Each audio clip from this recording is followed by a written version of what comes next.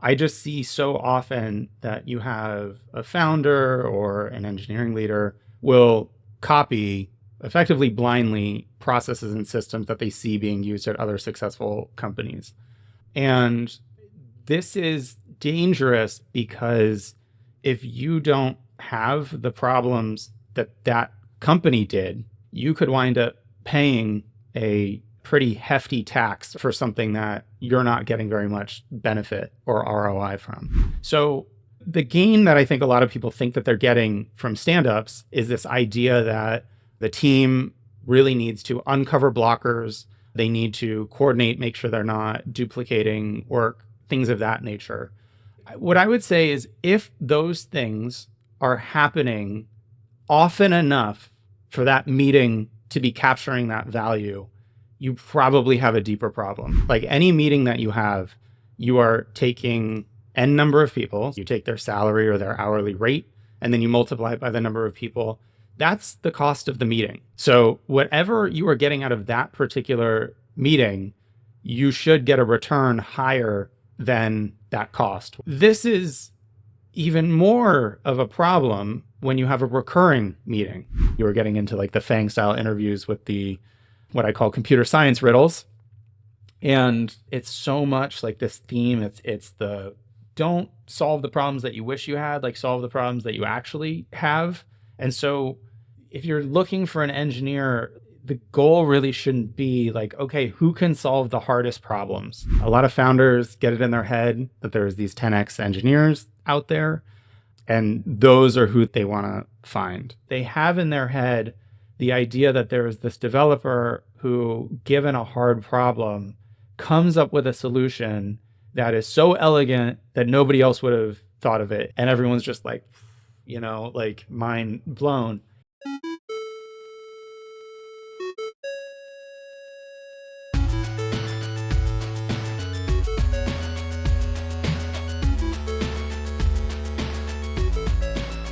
Hello, everyone. Welcome back to the Tech Lead Journal podcast show. Today, I have with me David Guttman. He's one of the thought leaders in the JavaScript space, right? And also in the startup space. He has over 90 open source packages on NPM. That's kind of like a lot to me. And also, he wrote 2 popular JavaScript books. But today, funnily enough, we are not going to talk about JavaScript and its ecosystem. But we're going to talk about his book, which is titled The Superstruct Manifesto. So when I read the book, I think it's pretty intriguing and interesting. And hopefully we can cover some of the popular manifesto today so that we all can learn how to build a great tech engineering team or tech company. So David, welcome to the show. Thank you. Thanks for having me. Right. David, I always love to first invite my guests to share a little bit from your career. Any turning points that you think we can learn from you? Yeah, don't know if you'll be able to learn from me, but I think one of the early ones that was really big for me was when I was at Disney, going into the more corporate world. One of the things that was most fun for me in larger companies was how many people there were around working at the company that you could talk to, you could take out to lunch, you could ask them what they were working on, and if they weren't a software engineer, it would be totally different than what you dealt with day to day or you thought was important. And what's really cool about that is it's almost like you're in Harry Potter and you get to meet muggles and you have magic powers. And so they'll tell you things that to you like are so simple, like you don't even think of them as problems. They're just like complete non-problems. So it'd be something like, yeah, I keep trying to eat my food, but it's always so cold. And like, I hate eating raw meat. And you're like, oh, let me show you fire. And so at Disney, there would be things like that. There was one example was an editorial team would always put things on YouTube and they weren't able to track it. And so I just easily built them a scraper that went onto YouTube, looked at the number of views, and then they could see it over time. Now, look, that was a long time ago. There's like a billion tools for that now. No longer impressive, much like if I were to pull out a lighter and show you fire, you wouldn't find it impressive. But the important thing was just recognizing that there were opportunities like that all over the place to drive business goals. And I just think a lot of engineers don't realize that they can do that they can be self-directed, go find people to help. going from Disney, then I got my first like chief scientist position at an ad tech company. And so that was really interesting more from like a technical, like scale, data, architecture position. Eventually at that company, we were running a video ad server. And then during the peak ad buying season, more towards the holidays, we were getting over 10 billion requests a day, and we were trying to do real-time analytics. And how do you do that in a way that works at that scale? And so, I found that a lot of fun. Like those types of engineering problems are really fun. You don't ordinarily get to do those unless you're in like specific industries or working at certain types of companies. And, at that point in time, I think what I fell in love with was just trying to do it as simply as possible. Like, don't overcomplicate it, have as few moving parts as possible, and you can really get quite far with that. And then probably the most recent was going out on my own as a consultant. And so starting Superstruct, taking things that I learned from, being a CTO and really systematizing that in a way that could be useful to more companies than just one. When you're a CTO, everything is in service of that one company, and then trying to take those lessons and package them in a way that can be used by other companies. And that's where you get to, we'll talk about my book. That's where a lot of the book came from, is these principles that I try and use when creating engineering teams. And yeah, we can get more into that. We can get more into that later. Right. Thanks for sharing the story. So I love when you mentioned about your Disney learning experience, right? So sometimes engineers thought things are quite simple, normal, right? But for others, it could be really, really helpful. So I think that's a very good call out. And I think 10 billion requests a day. So I think that's not a joke, right? So something like not all engineers would have a chance to experience that. But thanks for reminding that building something simple, less moving parts, will be something that is more scalable. So before we go into your book, right? So I'm a bit intrigued by the name Superstruct. So why do you name your consulting company Superstruct and your book Superstruct? So maybe a little bit of background there. Yeah, for sure. So Superstruct is actually it's a real word, and it means to build on to an existing structure. So in this case, it's quite literally that there is an existing company, and then I'm building engineering teams on top of it. So coming in from the outside and being able to build something that fits with what's existing, but then also adds on to it. Nice. So your manifesto contains 10 different kind of like principles or lessons, right? So most of them are unique, right? Because this is something like an insights from your experience, right? But in the first place, tell me, like, for example, why do you came up with all those 10, right? So from what learnings that you see, and why do you make them as principles?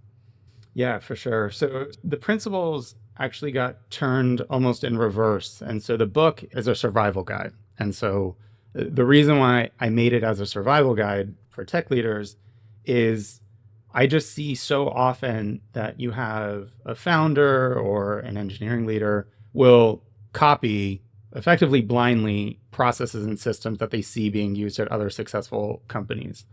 And this is dangerous because if you don't have the problems that that company did, or that they're using that system to solve, you could wind up paying a pretty hefty tax or a pretty hefty cost for something that you're not getting very much benefit or ROI from. And so there's a couple of ones that I see all the time, like, for example, Standups. Stand-ups, I think it's very interesting, right? So you mentioned that so many engineering leaders, and founders, right? Almost all the time, right, look for best practices, typically online, right? So there are many people blogging these days. Almost all big tech companies would have its own blogs, right? And they will just share whatever best practices. Few, I think that I could think of, for example, Spotify model, agile practices, Google, all these FANG companies, hiring strategies, right? So I think you cover most of them in your book. So I think let's probably start with the first one. You mentioned about stand-ups, right? So I think will be the habit or the practice for most of the engineering team, if not all, right? These days, they practice typically like some kind of agile flavor. So stand-up is definitely one of the practice that the many teams advocate. So tell us, like, why stand-up is not great for us to do. Yeah, for sure. So I think broadly speaking, the use of time of meetings, it's a very dangerous game to play with. Like any meeting that you are taking n number of people, so however many people are in the meeting. So whatever they could be either opportunity cost, whatever they could be doing instead of that meeting, could be quite literal, like you take their salary or their hourly rate, and then you multiply it by the number of people. That's the cost of the meeting. So whatever you are getting out of that particular meeting, you should get a return higher than that cost when you multiply it out by however many people you have. So this is even more of a problem when you have a recurring meeting.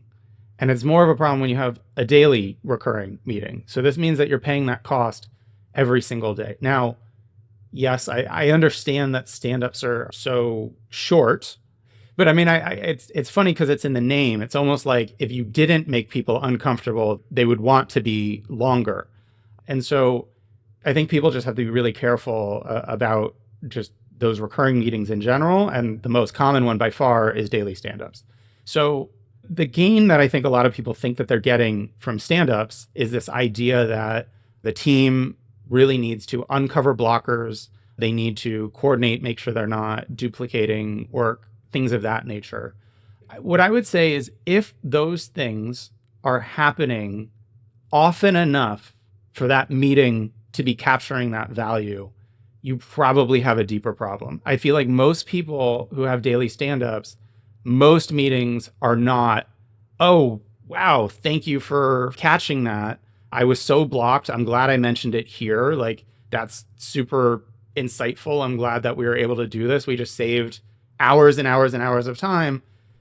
I'm not going to doubt that happens. I'm sure it does. I just don't think it happens with the frequency for this to be an entire meeting around it. That's where I think the ROI really goes out of whack. What's interesting is I'll talk to founders and, I'll talk to them like, okay, so you've basically got over an hour a week minimum. I mean, that's assuming if they really are limited to 15 minutes. If you're listening to this, maybe your stand-ups are 15 minutes. I've known a ton of people where they're not. So let's just say that it's the 15 minutes.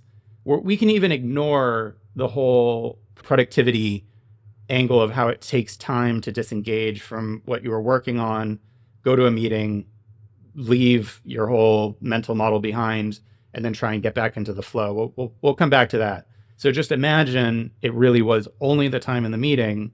I'll talk to founders like if they really think that they're getting the value out of it, and they will agree that they're not. But the reason why they don't want to get rid of stand-ups is because they feel like it's the only time that the team gets to talk to each other and hear each other's voices and sort of build this camaraderie. And for over an hour a week, that's the best you can come up with. Like, people are going to read their to-do list to each other each day. I think if that was your goal, like, you could really come up with something better. And then, like I said before, I mean, it's way more costly than just the time, because if anybody knows about Cal Newport and deep work and how to have these uninterrupted blocks of time, like, you don't want a meeting just in the middle of this block of time. Like, for a lot of developers that morning, a lot of people have the, daily stand-ups in the morning. Like, a lot of people that's their most productive time. And so you would like really have to nail the timing of the daily stand-up for like everyone to be starting their day right at the exact time, so that that productive block all only starts after the daily stand-up and not in the middle for some people and others. And I think that flow is just a really, really expensive thing to waste. And yeah, I think you wind up upside down on that ROI quite frequently. There are so many things to uncover there. So I think you just mentioned like a number of anti-patterns, maybe let's mention it, anti-patterns, right? So there are many things that could happen in the stand-ups that probably is not effective and efficient, right? So maybe let's start with probably the time itself, right? So you mentioned stand-ups typically in the morning, but I feel sometimes to cater some night owlers, right? So they start a little bit, later, not in the morning time. So you mentioned about having to block the time in the middle of the day just to meet everybody and kind of like convene with everyone, right? So I think that sometimes, can be a productivity killer, because typically, let's say if you schedule your stand up in in the morning, but 1 hour later, right? So like maybe if you start the day at 9, you start at 10. So typically people won't start serious work in the first hour, right? So I think that's kind of like one of the danger. And after the meeting as well, because there's so many things that we need to, I don't know, context switch and do preparation, or even to unload some of the conversations that just happened, right? We were also not productive. So that left us with, I don't know, like maybe half a day kind of like productivity, right? So is this something that you also think that could be a productivity killer for many of the engineering teams happening out there?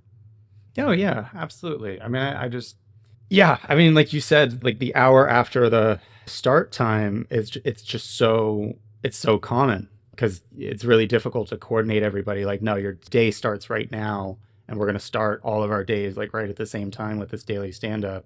And then, yeah, I mean, I completely agree that whatever that loss is to flow and productivity, like it's hard to get that back from whatever happens within the stand up. Right. And you mentioned in the book that we can live without stand-ups. So what would be the alternatives that typically you suggest for all the startup founders or maybe the tech teams out there? Yeah. So one of the funny things about doing a survival guide and having a book that's here's what not to do is it begs the question like, oh, what should we do? What I really want to reiterate, though, is that for the same reason that I wrote the book of not copying the big companies, it's very difficult for me to tell you, like, oh, no, here's what to do. Here's what we do.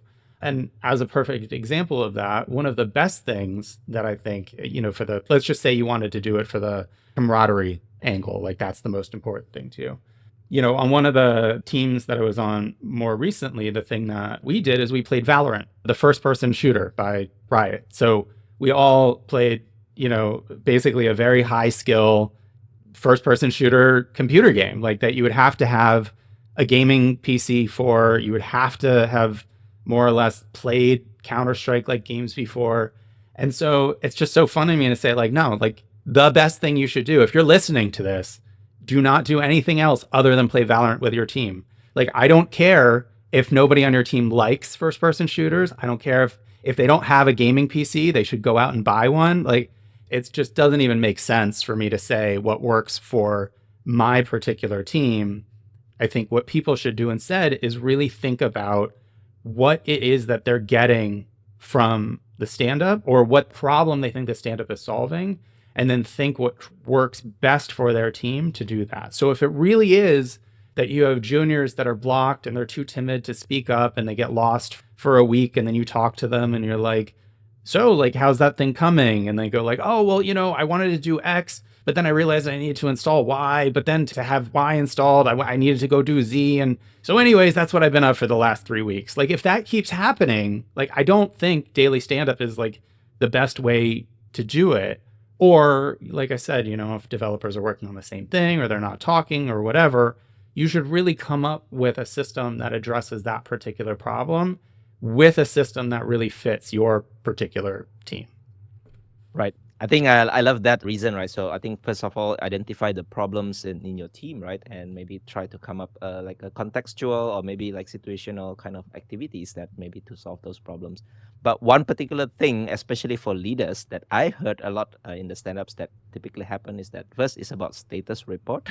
So the leaders want to know what is happening between the team members. And the second thing is about building so-called a pressure or accountability so that everyone is kind of like on the toe every day. So maybe any things from you to maybe teach us here, what can leaders do in order to get those two from the team as well? Yeah, I mean, I could certainly look. I can also give an example of what I do with Superstruct engineers. Superstruct has its own internal platform for management. I am working on the more public version available of that. So if you wanted to adopt some of the same systems and behaviors that we use, you would be able to do that. And so the first one is called Team Machine.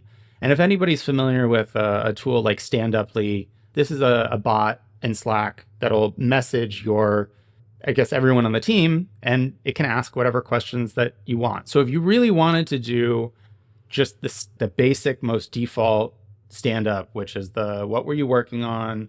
What's your plan? Any blockers thing, you could 100% do that. You mentioned accountability. The way that we do it the questions that we have are a little bit different, very similar, but different, which is, what is your plan for the day? And the key part of this is that that plan has to culminate in something that is independently verifiable. So it doesn't work for an engineer to say, oh, I'm going to research XYZ, or I'm going to look into whatever bug, or I'm going to work on issue number 1, 2, 3, or whatever it is. That is off the table because no two people can agree on what work on means or what research means or anything of that. Also, if that developer and their laptop gets sucked up in the rapture, like it basically never happened. Like if the tree falls in this forest and no one was around to hear, like, did it make a noise? Like the output, for any output to be valuable, it has to be able to exist independently of that person. So someone else on their computer with no help from the authoring engineer should be able to get value from it. And so I mentioned the research example. That's fine. You can still research. That just means publish some kind of document. Fine, an issue on GitHub that shows your findings that anyone could read, even if you or your laptop are offline. That's totally fair game. For an issue, like work on issue 1, 2, 3, fine. Just say what you're going to have in the pull request that's going to go out before the end of the day. And it doesn't even have to be the full issue closed. It could be part of it, but just say what it is. Fine. Like you want to just change the color of the button from red to blue, then just say that. Everyone can see, like, yes, they changed the button from red to blue. That's fine. Like there's nothing about this that prescribes what your plan is. It really should be giving that autonomy to the engineer. Like all the engineers should be adults enough to know what they should be getting done. It's just calling the shot ahead of time. And then this is the accountability, which is the next day. The other question that is part of this is, hey, here is what you said you were going to do yesterday. Did you do it? Yes or no? And because it's very simple to know, like, well, did you push the PR that changed it from red to blue?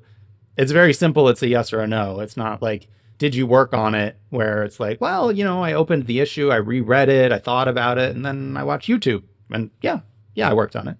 Like it's very clear.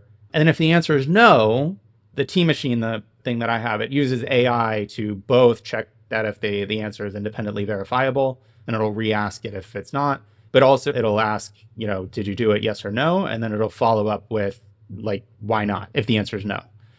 I think a lot of people at this point, I don't know, I think there could be weird reactions to the idea of this accountability. Like, I think because you asked it, accountability is important, but I think we also don't like to think that we're being held accountable, I don't know, just in case we had, I don't know, a bad day or something got in our way. Like now we have to say no, and now it's on our permanent record and everything's bad or whatever. But like, that's really not the point. The point is that you have this record of not doing what you planned, because this is what is going to surface real issues. Some of the time it's going to be something like, no, I didn't do it because the product manager swooped in and told me to stop doing what I was doing because this other super important thing came up. Well, lo and behold, if you keep saying no and you keep saying something like that, that really reveals that a product manager needs a talking to, or there's something at a deeper foundational level that needs to be addressed because you can't plan your day. You have a bigger problem. Now, sometimes it's personal. Like you will realize that you just keep coming up with excuses where, like, yeah, I was going to work on that, but then I had this like great idea. We could use this new database that just came out, and I started looking into the database, and then, well, I went down this rabbit hole because it didn't really support the thing. It's like you can surface those as well and catch yourself like, okay, well, it's been 3 days in a row where I haven't done the thing that I said I was going to do, and it's not the product manager's fault. Like maybe I should knock it off, or your manager can talk to you about it or whatever. So those are more of how I view it. Now, the other important part of that, which you might have picked up on, is that it's asynchronous. Like it isn't this like synchronous block of everybody at the same time. It is just that you more or less have to do this on your own time once a day, thinking about, okay, this is what I'm going to do. And it's really easy to just do that before you do any kind of work, and it's done. You don't have to worry about it anymore. Thanks for such an elaborate answer, right? So I think there are a few things that I picked from the answer that you gave just now. So the first one, I think for me at least as well, the stand-up kind of tradition helps everybody to actually plan, right? So kind of like plan the day ahead. And the second thing is about alignment, right? So if you plan something that is aligned with the goal of the team or the situation that is important for the team, I think that's really great. Second thing, it doesn't have to happen synchronously, right? So you can also use, I don't know, documents, Slack bots, and whatever mechanism to just put down what is the plan and what is the outcome kind of thing, right? Into some, like written kind of a channel. And then the last one is about treating everyone as adults, right? So I think here we should respect each other. Like we want to have team members who are also kind of like behaving like adults, not like we have to keep on following up and asking them to do things. So I think that's really great. So hopefully people learn about this better stand-ups or better not to do stand-ups kind of thing, right? So the second aspect of the typical pitfall that you cover in the book is about hiring engineers, right? So the first one is about trying to find the 10x engineers. And the second thing, maybe slightly related to that, is that we try to hire by using, the big tech giants kind of interview styles, typically like system design, algorithms, those kind of things. So tell us these two things, right? Two principles, why we should avoid them. Yeah, for sure. So I guess I'll first talk about the 10x engineers. A lot of founders get it in their head that there's these 10x engineers out there, and those are who they want to find. So the general concept of a 10x engineer is that an engineer can have 10 times the output. They are 10 times as valuable as other engineers, but they cost the same. So the same salary dev, same level, whatever, one of them has 10 times the value output than the other one. What's interesting about this, I mean, if you trace this one back, where this comes from is there was a study in the 1960s. It was by the US Air Force back when, everyone was working on a mainframe, I think with punch cards or whatever. And, this is a computer the size of like an entire floor of a big office building. So think first if that resembles your work environment and your team environment, and if you want to really take the conclusions from that. But if you do, there's other things to remember from that study, which is that the 10x spread was not between the top developer and like the second best developer. It wasn't like there was one that was 10x and then number two, and then I don't know, like on and on and on. It was a 10x spread between the top developer and the worst developer. And so how these things were rated, there were two different tests given to all the developers. Now, this was in government, so government salaries are all super lockstep, and there isn't a whole lot of wiggle room. It's all seniority and stuff anyway. So the two tests, one was, I think, mazes, like solving a maze, and the other one was solving like some algebra math type thing. So that 10x spread was, I think, found on both of them, and it was between the top dev and the worst dev. And I think this was based on how long it took them to come up with an answer that was, I don't know, error-free and correct or something like that.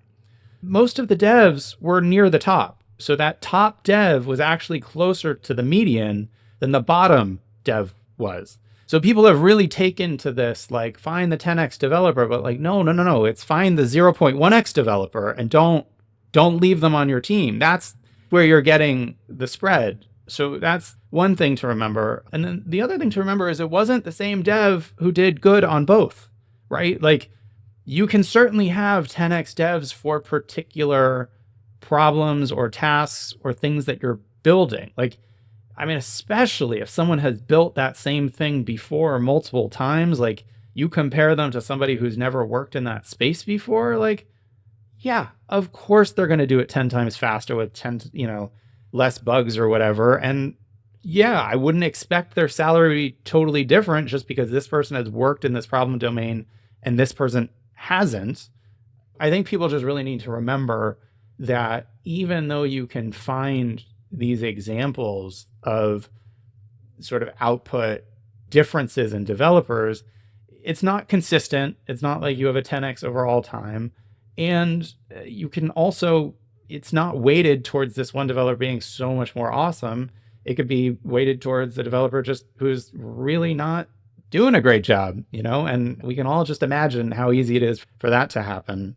Instead, kind of how I think about it, and I think this is really what a lot of people are thinking about in terms of 10x developers, is they have in their head the idea that there is this developer who, given a hard problem, comes up with a solution that is so elegant that nobody else would have thought of it. And it almost like sidesteps the whole issue, right? Like everyone's just thinking of like, how do we efficiently compress this data so it fits on the drive and whatever? And then the 10x engineer is like, what if we don't save the data?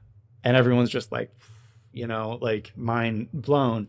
And I think that's really important. Like, I'm not going to say that that type of skill set isn't hugely valuable, isn't hugely important. I think in that particular instance, they could have saved tons and tons and tons of money. Like they could have paid for their entire salary just from that one thing alone. I don't doubt it. What I'm more getting at is like that type of engineer who I call the commando, who really loves to like swoop in, solve a super hard problem that nobody else can do, and then like jump out. Those problems are kind of rare. Those really aren't. It's not like every single day you have one of those issues. I do think that there are some industries that are kind of like it, like that. I mean, I think I can imagine like think tank and agency work where it's always some new, like someone's coming to you to solve like some crazy problem that's never been done before. Look, if that's the work that you're in, fine. By all means, go for those commandos.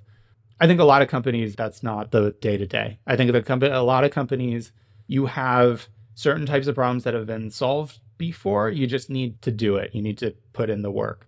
And I think there's a different profile.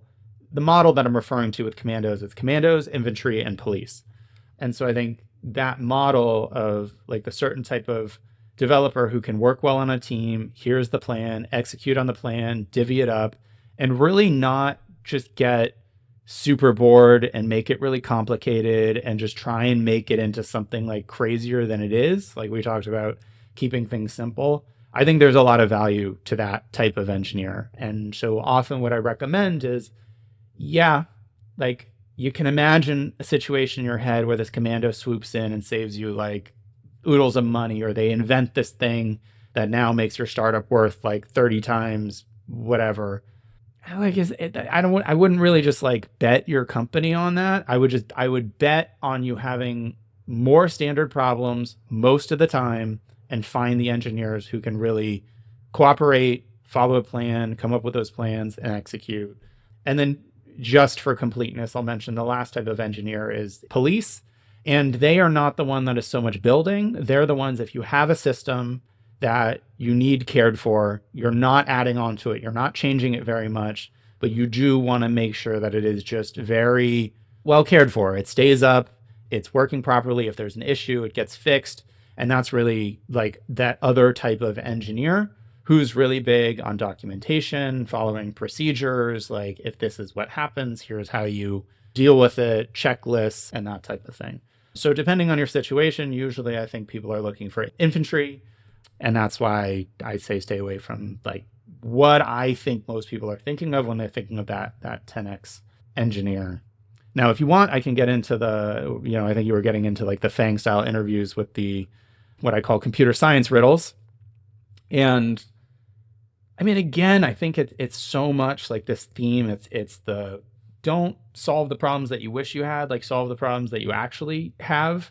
And so if you're looking for an engineer, the goal really shouldn't be like, okay, who can solve the hardest problems? Like, okay, and if they can solve that super hard problem, well, then they can build out our whatever it is. Because clearly, if they can do the hard thing, they can do this one. And man, hiring is hard. Like you're effectively doing a class of predicting the future, which generally humans are not good at. I think most people would agree with me there. And so like, don't make the job harder, right? Like if you're trying to predict whether someone is going to be good at this particular thing, you should really be testing them as close to that particular thing as possible. Like don't play games with like bank shots or like, oh, if they're that great, they could do this. Like, no, just think really, really hard about what work you think they are most likely to be doing and create some sort of test problem that really mimics the type of work that they would be doing. So you can easily do this just by asking your engineers, or, if you're a tech lead, like you're gonna know what you've been working on. You can look back in time, you can look through all the tickets, like you can see what it's been and build something based on that. Like you'll be able to see like, oh, well, like to work on this system, which we're working on constantly, well, you kind of have to be familiar with how we're using Redis, or you constantly have to be familiar, like you have to know how we're using like these queues, or you have to know how whatever. You can look at a certain type of bug that was pretty difficult to figure out and see like, okay, how did we solve that? How did we have to change our thinking to be able to do that? And then you can create a test around that. And you can see like, oh, is this person able to get their head around that or not? That's a great thing to know, because that's what they're probably going to be dealing with. I don't think the Google style way of doing, I mean, it works for them, right? They got a billion applicants, like they can filter it any way they want. They make tons of money, far be it for me to tell them what's right or not. But if you don't have those style problems, I wouldn't necessarily copy them. Right. So there's so many things I would like to cover, right? So I think thanks for sharing. I think these are the typical practice in many tech startups, right? Like they copy from the bigger boys, right? The bigger startups, the practices. So the first one is about 10x developers, 10x engineers. So I think thanks for sharing about the history, the 1960, where this concept may have come from, right? So I think that back then, maybe like when you have like these giant mainframes, right? Obviously, the kind of output that someone produced can be much different. But today, we all use, advanced computers, almost everything available online, right? Including the resources and, the how-to, the tutorials and all that.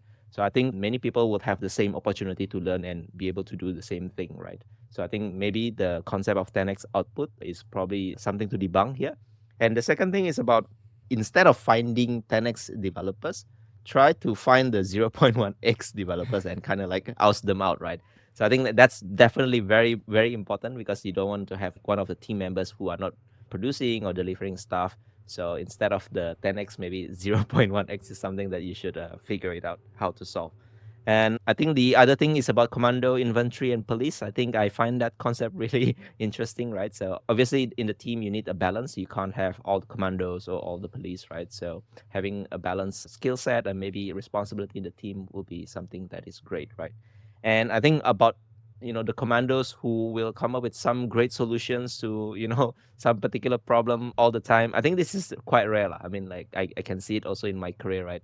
Mostly we all write CRUD applications, right? So, like getting an input, saving to database, and communicating it to other systems or other, software. So I think that's the typical things, right? And in between, you have so many different permutations, like how things get done, right? So I guess like the kind of problems that algorithmic is something that is quite rare.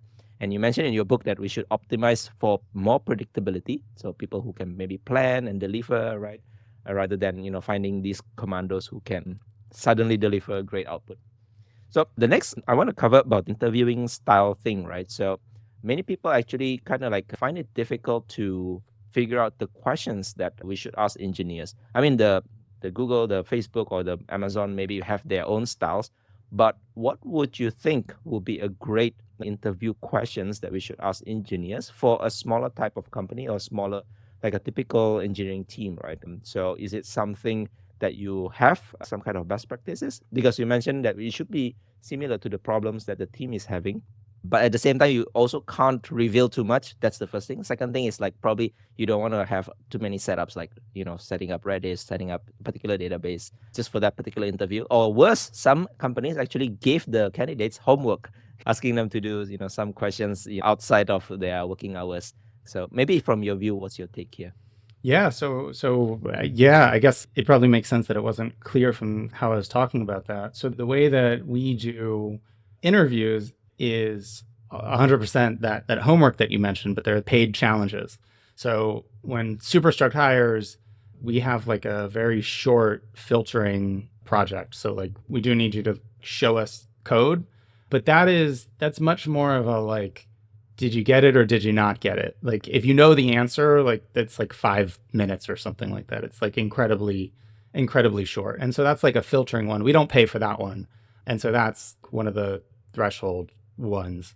In terms of the paid challenges, Yeah, those are much longer. Those are maximum, like, I think we do 5 hours, and we will pay for time on those. Yeah, I mean, I think it is a challenge to figure out how do you distill a real business type challenge into something that you can share, right? Like, because you're not going to say like, oh, well, here's a feature that we want to add to our production system, but then, oh yeah, but you gotta know this and that, and like, oh, we're giving you access to our GitHub. Like, no, it doesn't. It's like it doesn't even make sense in terms of the setup and the, like, if you do want to test something with, let's say, Redis or a queue or something like that.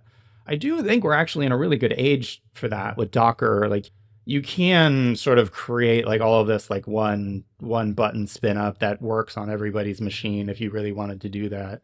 In general, I think the goal really is to reduce that anyway. Like, there's a reason not to introduce all of those dependencies because it's a pain and it's variation and can create all kinds of issues that aren't related to what you're testing for. But also because I think you do want to distill it down into like, what is that core pathway that you are testing for? And if you introduce too many dependencies, you're kind of like introducing too many distractions from the thing that you're testing. This is again one of those things that it would be really hard for me to say like, here's how you do it without knowing what the team is. But I could say like, think really hard. Like, are you solving e-commerce type problems? Are you solving like ad tech type problems? Like, are you solving like a consumer photo sharing app type problem? Like, all of those are going to be so different in what you're looking for because each one of those is going to have its own either like industry or code base type constraint that is like, I don't know, it's almost like this like no-go. Like, it's like when you're working at like the scale of like the ad tech and all those requests, like you can get yourself like, one of the things that you can test for is just whether or not they know that they just can't put like the entire set in memory or something like that. Like, that's almost like what you're looking for is like that they can have that awareness. And there could be something, if you're more consumer focused, like their answer has to be something that isn't going to drive a user insane, even though, and so it's really hard for me to know upfront what those types of things are that your team cares about, but you should be able to identify those. And once you can articulate those, you should be able to create a test around it. But I would say the first step is really thinking about what is important to your team, to the extent that anything like you think about an engineer who hasn't done very well, like what were those things that they were missing? Or, oh, this engineer is really good. Like, what are the types of things that they did well, and test for them? So unfortunately, I think that's the best I can do. Right. I also agree that you can't probably come up with just one style of interview questions that will work for almost all engineering teams, right? So definitely it depends on the stage, the problem that you're solving, right? The formation within the team as well, right? Because you might have existing team members. You probably don't need to find all similar engineers, right? First, I think identify the problems that you think is very crucial for the candidates, and second thing is come up with kind of like a similar questions that would solve those problems. So definitely very, very important. So I think we still have one more manifesto that we can cover. So I think one particular thing that I would like to uncover is about dev giving estimates. So I think this is kind of like legendary problem in engineering teams, right? So how can we come up with accurate estimates? But you're saying that we should ask dev to actually give estimates. So maybe tell us about why this principle exists. Yeah. So one thing that I have found is that just by having a developer give an estimate, the project is much more on track. And the mechanism by which I think this happens, and one of the things I say in my book is like, you could even take that estimate in a sealed envelope and never look at it, and things are going to go better. Like, it's not even the estimate itself, it's the fact that the developer gives one that things go more smoothly. And I think the mechanism by which this happens is that once that estimate is said, like that then becomes the budget that they're working around. Now, I don't actually, I think one of the things that people talk about is like accurate estimates. Like, I don't, I mentioned this before, predicting the future is hard. Like, I don't actually think that it matters if the estimate is accurate. I mean, I think all of us as engineers, we want to measure things. We want that like perfect precision on measurement. Look, it's really not possible to measure anything perfectly. Like we know roughly how tall we are, but like not to the micrometer or something like that. So there's value to having these estimates or these measurements, even if they are not precise. And so on the developer side, thinking about how long it's going to take, saying a particular date that it's going to be done by has a really good counterbalancing effect on a lot of what I would say is our tendencies, which is that once we get into the problem, there are lots of things that can blow us off course. And we might try to overreach sometimes or try and explore something that catches our interest when it is not wise to do so. And so if you say, yeah, this is going to be done in 2 weeks, and now you're in it, you may not be so frivolous with trying to play with new technologies or toys or do things that introduce variability, right? Like you are likely to just try and stick to the budget, or you have a really good reason for it. And then that is something that you can communicate, like, hey, I've been working into it. And so this is one of the things that I think is really important to say, which is that the estimates are not something that the devs are really held accountable. Like it's not a deadline. It's not something that then becomes weaponized and like, oh, you said that the estimate was this and you didn't hit it, because it's important that the estimates update as the developer has more information. So the problem is that if they don't update you, like they say it's going to be, done on Tuesday, and then they don't say anything and you're like, hey, it's Tuesday. And they're like, oh, no, it's going to be another 2 weeks. Like I'm not a fan of that. In my book, I talk about this thing because certain people don't want to give an estimate because they don't want to get tied down. They think anything could happen. Like, how can I know? It's that like predict the future. And look, I mean, that's like as if someone's like, you asked your friend to pick you up from the airport and your friend's like, well, I don't know. I could be sick that day. I could get a flat tire. Like, look, why don't you call me when you land and then we'll see. That's not okay. Like you can plan, but what you expect from your friend is not to leave you at the airport. Like they can commit, and then you just expect that either if they're sick or they have a flat tire, they call you and they leave a message or something. So you're not just like waiting for them at the airport without anything happening. And so that's the important distinction, is like these estimates can move as you get more information, and they will become more accurate over time, or they really give you a strong signal that the developer is really in over their head if like it keeps moving and keeps moving and keeps moving and it's not getting more accurate. So that's part of it. Now, it's so interesting because I get a lot of pushback that this is like micromanagement, like asking for the estimate and checking on the estimate. Like this is micromanagement, like it's treating a dev like a kid or something like that. And I think it's quite the opposite. We were talking about before, like it's treating devs like adults. Like, I don't know why people think asking for like an estimate is micromanagement. Like if you go to the mechanic and like you ask them like when they think the car is going to be ready, like that's micromanagement. No, like, yeah. So, I mean, I feel like it's worth bringing that out because that's like a common reaction that I get that I think doesn't make a lot of sense to me. But the final thing is that, and this is kind of related to the budget or the developer really thinking about it ahead of time, thinking what the scope is and coming up with an estimate, is that when that estimate is said, like if that is much more than the business thinks is reasonable or is more than they think the feature is worth, that will trigger a conversation. And so that conversation itself is really useful. Like, okay, you're saying this is 4 weeks. That's not really how much value we placed on it. Can you help explain like why it's 4 weeks? Like what's the most time consuming part of this? And in my experience, like that often, not always, but that often will lead to a conversation that is something along the lines of, well, for this to be perfect or this to support like every locality ever, or if this scales like to infinity, it's got to handle XYZ. And that's a really good time to recognize, wait, do we care about those things?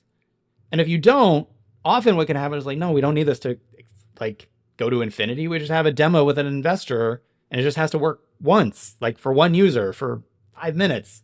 And then, the response that you go like, oh, I can get that done in an hour. And you go from like 4 weeks to an hour. And I think everybody wins in those cases. So it's really nice not to just have it be floating, because if those expectations are super out of line, that's a really good opportunity to have that conversation and get some good value out of it. Right. So I think everyone listening to this, I'm sure you can relate, right? So what is the, what you hate about estimates, why you like estimates, right? So I think one of the things which I learned from somewhere as well, right? I think estimates one of the best way to kind of like do a planning. So it's like a planning tool, right? Rather than making people accountable for delivering something on time, right? So I think without doing some kind of estimates, probably just like what you mentioned, right? You're giving someone like no kind budget kind of a thing, right? So you can spend all your time and just deliver it whenever you like. So I think definitely in a team, especially if you work in a company, you can't just work like that. You need some kind of a planning, and maybe the most important thing as well is to coordinate with other teams, right? Because when you deliver something, maybe someone else needs to do some coordination effort, be it marketing, be it sales, right? Or the support team, in order to prepare what you're delivering, right? So I think that's almost very, very important in a company setup, because without giving the kind of estimate when things will be available, it's really hard for the other teams to coordinate. So I think the other aspect that you mentioned is about micromanagement, right? So I think many people hate giving estimates simply because they will be given a ransom, right? You said something about, delivering it this day. I think this is still typical in many companies simply because we have many stakeholders, right? And people kind of like take it for granted that whatever that we mention is something that is accurate. So how can we change this habit, or maybe how can we educate other stakeholders such that, we are okay to give an estimate, but don't put us so hard if we cannot deliver it? Yeah. So one of the things that my managers do with the estimates is that they'll check back in at like the 50% mark, the 75% mark, just to see if everything is still going okay. You can flip that, right? If you are the one that's giving estimates up front with the estimate, you can say, like, yeah, I think this is going to be 2 weeks, but I'll tell you what, I'm going to check back in a week and I'll tell you if that's still the case, like the 50% time. And I think that just makes it really clear that that 2 weeks is not final. And if it's moving, you're going to find out in a week, right? And so if you're giving that, in my head when you were talking, I'm just imagining this chain of stakeholders where maybe you do give that to your manager and they give that higher up and higher up and higher up. Like, you're giving a very clear signal to whoever you're giving that manager to, like, look, you can communicate this up if you want, but just know that you might be giving an update in a week. Like, so don't say, like, don't act like it's final. And I think that'll probably go a long way to helping anybody who's giving an estimate feel more natural about giving an updates, because they're even, it's almost like they're making another commitment, which is like, hey, in a week, I'm going to be giving you an update. Like, I'm going to be telling you that my first estimate was wrong. Yeah, I like that tips, right? So definitely when you are given an estimate, right? So you can always check back in terms of milestones, right? Maybe it could be what you said, 50%, 70%, or even maybe slightly more frequent, especially if it's a longer kind of estimates, right? So the other things that I typically do is also asking people to actually think about, the worst case, best case, and maybe like a normal case. At least you kind of like know some kind of variability could happen if you think about the worst case, for example. And the other aspect is actually to break down the tasks into a smaller chunks rather than, like a big chunk, because when you have a big chunk, if you want to predict it, it's kind of like difficult to get like kind of like a accuracy, right? So how can we deliver in chunks in a smaller scope? I think that will be a key as well. And you mentioned also something about estimate, right? If people don't give estimate, they typically don't own the problem. So why giving estimates actually kind of, you can associate it with kind of like ownership? Maybe if you can enlighten us here. Yeah, so I would say this happens a little bit more when it's not that like there's no estimate, it's more that the developer is given the deadline, or they're, like, oh, we really need it, X, like, oh, this will only take, so much, don't you think? So this is problematic because the developer, like, if they're not the one that came up with the estimate, if it's wrong, well, it's not really their fault, right? Like, well, I didn't say that, right? Like I tried, didn't work, whatever. And so it's a very different stake or different amount of skin in the game. Like if they are the one thinking about when it's going to be done. Now, I do want to say that some deadlines are real. Like you can have the date that something needs to be fixed. What I really want to make clear though is that you can either choose one. The date can be fixed and the scope is flexible, or the scope is fixed and then the date is flexible. And that's usually what I'm talking about with the estimates, which is that the scope is fixed and the date is flexible. So here is this amount of scope. When's it going to be done? But you can do it the other way, which is like, hey, this is what we want delivered. How much of this can you get done by this date? That is also fine. So the real problem that I have is if both are given to a dev, whereas this is the scope and this is the date that we need it by. I don't think that's good for anyone. Yeah. I think this is the triangle of, I don't know, project management, something like that. There's the other one, which is the budget, right? But typically it's very hard to play the lever of the budget unless you are like, I don't know, like a rich startup or company, right? Where you can just hire consultants out there as well. So David, thank you so much for all this. I think we reached the end of our time. So for people who are interested in what we just discussed, there are so many other things, so many other principles in the manifesto that David wrote in his book, Superstruct Manifesto. I have read the book. I find it really insightful and sometimes fun because you kind of like reflect back to your experience and, hey, yeah, I had this problem before and I think I can learn from what David is mentioning in the book. So I have one last question for you before I let you go.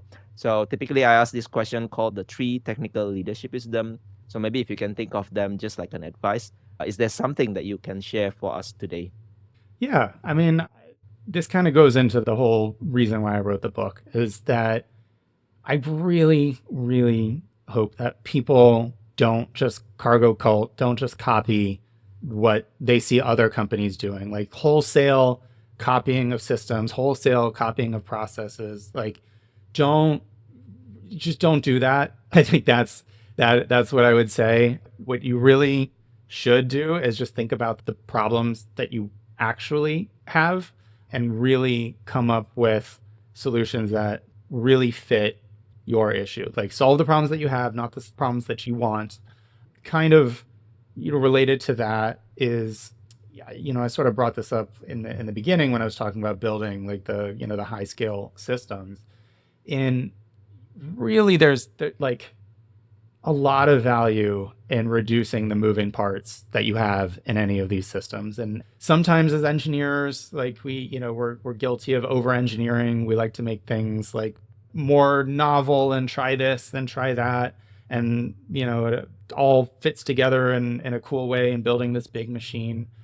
You're often going to be much happier if you really try and minimize the number of parts, minimize the number of moving parts, like simplify as much as possible, just as a general way to go. Like I kind of think of like Occam's razor, like the simplest explanations, generally the correct one. You can apply that as well.